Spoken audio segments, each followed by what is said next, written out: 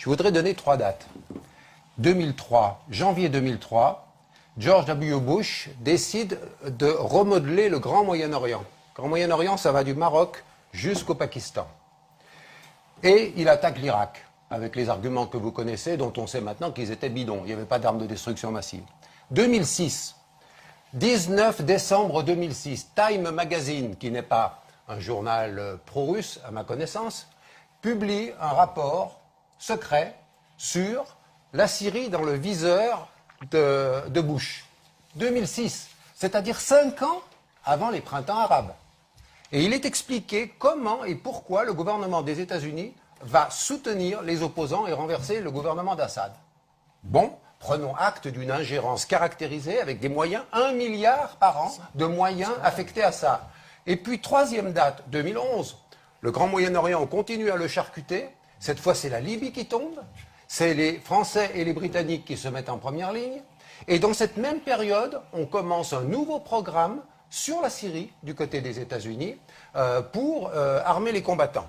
Voilà quand même des choses qui doivent être rappelées, parce que ce n'est pas seulement Poutine qui est dans cette affaire. Poutine, il est arrivé après, bien après, sauf qu'il avait une balle à Tartous depuis les années 70.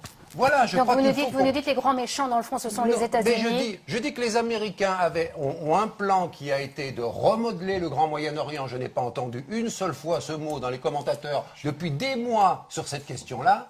Et ce projet, c'est un projet de prise du pouvoir et de faire tomber tous les États qui étaient bassistes, indépendants, tortionnaires, on est d'accord, mais avec un chaos beaucoup plus grand depuis qu'on a dégommé Assad, dégommé Kadhafi et qu'on essaye de dégommer Bachar, on a effectivement beaucoup plus de morts et beaucoup plus de réfugiés et beaucoup plus de drames humains. Voilà le résultat. Donc il faut quand même que vous soyez cohérents avec vos postulats de départ. Est-ce que vous soutenez ce projet-là, ce dessin-là, ou est-ce que vous considérez, comme moi je le considère, que toutes les ingérences ont été négatives?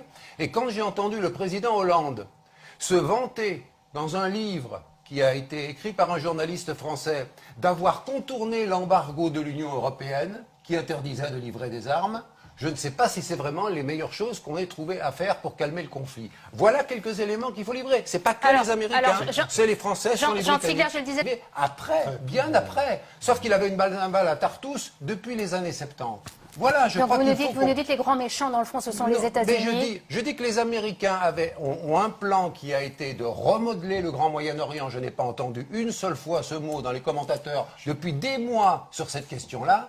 Et ce projet, c'est un projet de prise du pouvoir et de faire tomber tous les États qui étaient bassistes, indépendants, tortionnaires.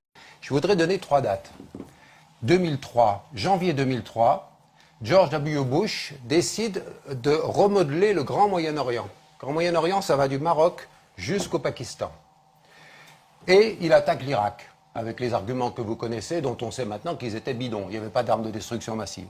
2006, 19 décembre 2006, Time Magazine, qui n'est pas un journal, on est d'accord, mais avec un chaos beaucoup plus grand depuis qu'on a dégommé Assad, dégommé Kadhafi et qu'on essaye de dégommer Bachar, on a effectivement beaucoup plus de morts et beaucoup plus de réfugiés et beaucoup plus de drames humains. Voilà le résultat. Donc il faut quand même que vous soyez cohérents avec vos postulats de départ. Est-ce que vous soutenez ce projet-là, ce dessin-là, ou est-ce que vous considérez, comme moi je le considère, que toutes les ingérences ont été... Le pro-russe, à ma connaissance, publie un rapport secret sur la Syrie dans le viseur de Bush.